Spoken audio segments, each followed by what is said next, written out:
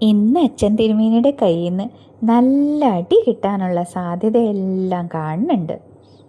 ഉച്ചയ്ക്ക് നട അടച്ചതിന് ശേഷം അച്ഛൻ തിരുമേനിയോട് പറയാതെ കണ്ണൻ കുട്ടികളുടെ കൂടെ കളിക്കാൻ പോയി.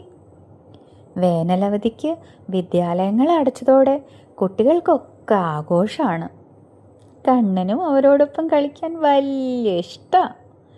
മാവുമ്മ കല്ലെറിയാനും ഓടി കളിക്കാനും പന്ത് കളിക്കാനും കുളത്തിൽ ചാടി മറിഞ്ഞ് കുളിക്കാനും ഒക്കെ അതെ, എന്താ ഇഷ്ടം. എന്നും ഈ കളിയൊക്കെ പതിവുള്ളതാണെങ്കിലേ ഇന്ന് മടങ്ങിയെത്താൻ ഇശി വൈകി. അച്ഛൻ തിരുമേനി സന്ധ്യയ്ക്ക് നട തുറന്നപ്പോൾ കണ്ണനില്ല അവിടെ.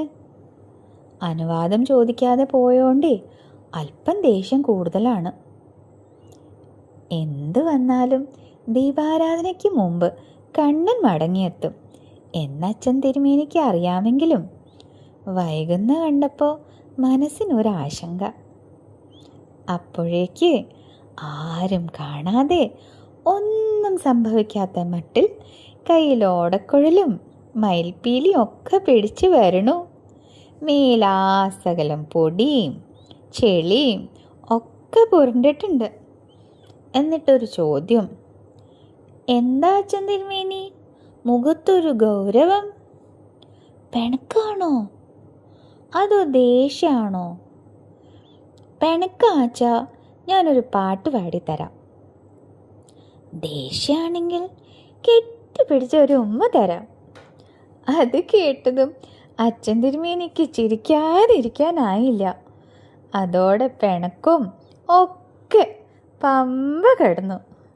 അച്ഛൻ തിരുമേനി ഉണ്ണിക്കണ്ണനെ കെട്ടിപ്പിടിച്ചു. വെറുതെ ആണോ ഉണ്ണി നിന്നെ കള്ള കൃഷ്ണ എന്ന് വിളിക്കണേ? ശാസിക്കാനിരുന്ന ഹൃദയം ഒരു ചിരിയിലും ഉമ്മ വാക്കിലും ഉരുകി. കുറുമ്പ് എത്രയായാലും അവസാനം സ്നേഹത്തിലേക്ക് തന്നെയാണല്ലോ ഭഗവാനെ മടങ്ങി വരുന്നത്. സർവം കൃഷ്ണാർപ്പണമസ്തു.